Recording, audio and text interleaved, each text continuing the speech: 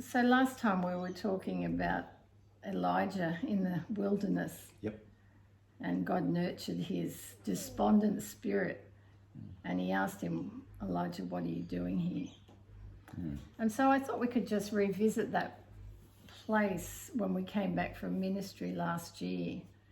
Because it seems to me when I look at the Psalms, David went through a cycle, and Walter Brueggemann talks about it. It's like we went to our ministry with this illusion that everything would be wonderful, we'd have no spiritual attack, or we'd be able to be on top of it, we'd be highly connected, and everything would be rosy and we'd have a wonderful time. Then I notice in the Psalms that those illusions get shattered for David, and they were shattered for us. And we went through quite a period of time when we came back of disillusionment. As I said last time, we were never going to minister again. It was done. We were just going to lick our wounds, and it was so painful, that place of disillusionment. Yeah, the fact that we were back in a familiar pattern was the thing. Yeah. I felt quite disillusioned and powerless.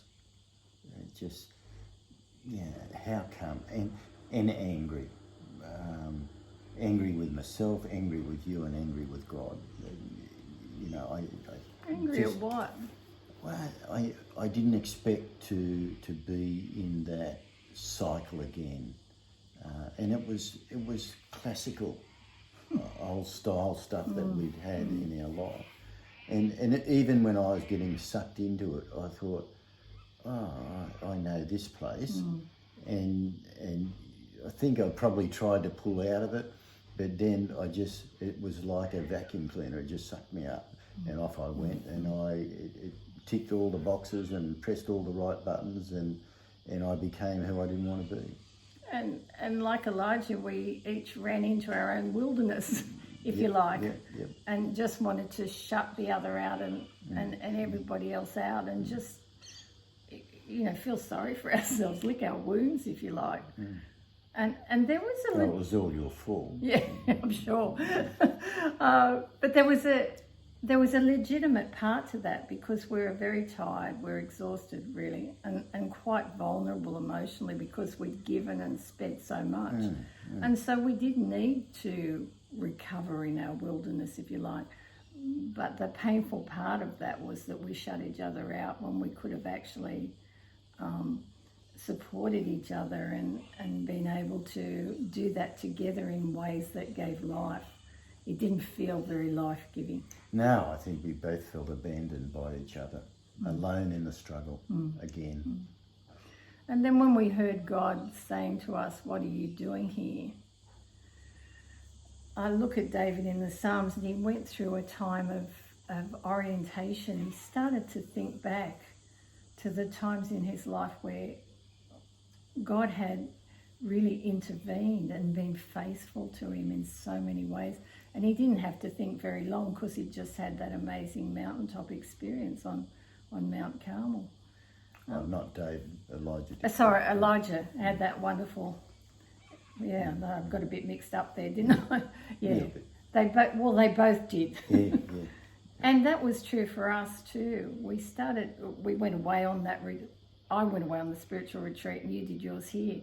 But we started that orientation to turn to God and say... And part of that is it's always helpful to look back and see how he's intervened in our life over the years, and there's plenty of examples of that. I have to say that they weren't sustaining me initially. I might have recognised them. It was like it would drift in and out. I would have this sense of being confident that we've been here before and we will get through it, and on the other side of it, it will be better. But it would fade quickly, especially in the initial periods when I was tired and, we were dysfunctional. It was hard. And every now and again, in quiet moments, there would be that little sense of confidence in who God is and what he's done for us and what he will do in this. But depending where I was at, I could overcome that very quickly. But that was, in a sense, the next stage that David talked about in the Psalms, because he went to a reorientation. So he actually, instead of thinking about the ways that God had blessed him in the past and been faithful, he turned to God and he started to name the ways that God had been faithful to him in the past. And that was part of my going away on that spiritual retreat.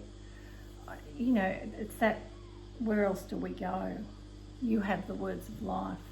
I've got nowhere else to go, and I need to hear from you in this. I don't want to be in this place. You say you came to give me life and give it to the full. This doesn't feel like that place, Right. and I want to get to that place. Yeah. And then the next stage, he goes to reality. And so it's almost like, well, nothing really changed, but he did. And he carried that in a different way. So instead of the desolation and despair, it was really the beginning of hope for me. Okay. And even though we hadn't really resolved anything together, I really felt hopeful when I looked at the past and saw how God had brought us to this place. Broken people as signposts for broken people. That he would heal us again and heal our relationship once again. So I came to you from that mindset, not the I'm really angry at you. No. Yeah, and I'm really angry at you because you did this to me. Well, what was reality like for you? Because as I said, I saw the difference in you.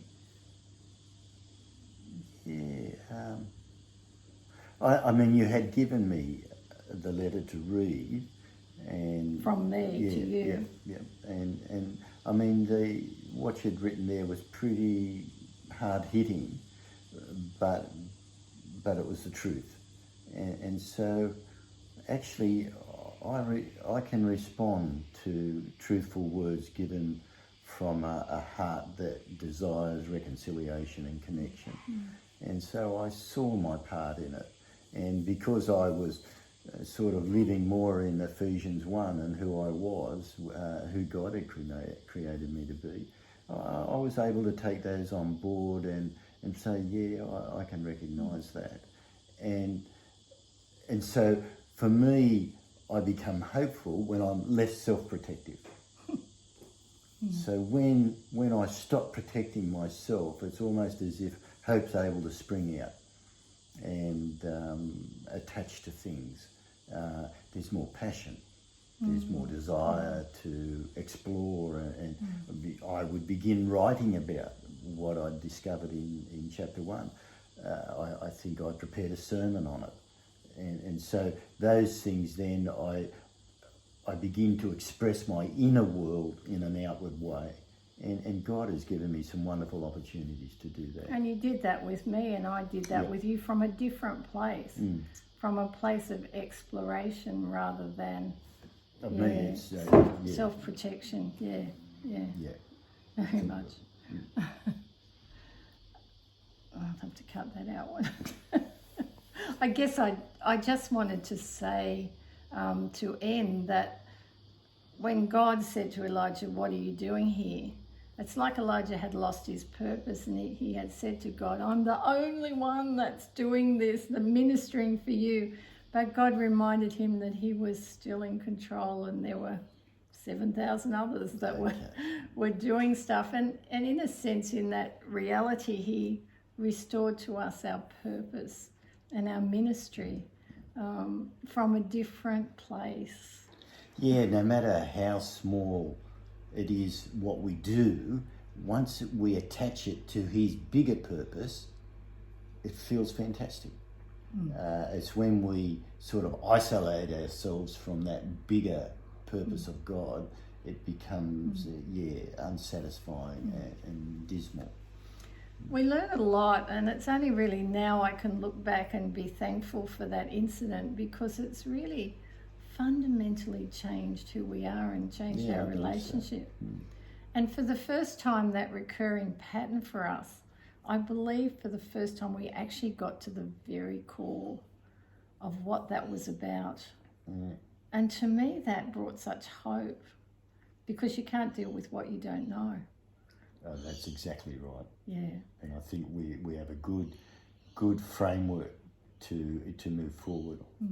And the last marriage weekend we did was probably one of the best and the most rewarding that we've experienced, because we just kind of let go and let God do it through us, without our own agenda being part of that. True. Okay, we're okay to leave it there? I can. Okay.